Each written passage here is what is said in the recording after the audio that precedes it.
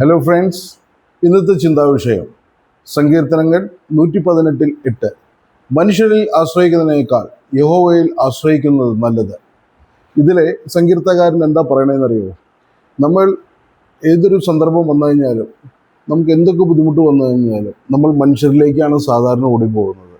അവർക്ക് സഹായിക്കുന്നതിനൊരു പരിധിയുണ്ട്.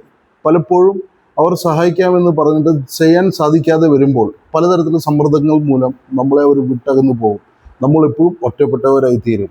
എന്നാൽ ദൈവത്തിൽ അടിയുറച്ച് വിശ്വസിക്കുന്ന ഒരു മനുഷ്യനെ ഏതൊരു ബുദ്ധിമുട്ട് വന്നു കഴിഞ്ഞാലും അവിടെ ദൈവത്തിൻ്റെ ഒരു കരം എപ്പോഴും നിങ്ങളോട് കൂടി ഉണ്ടായിരിക്കും.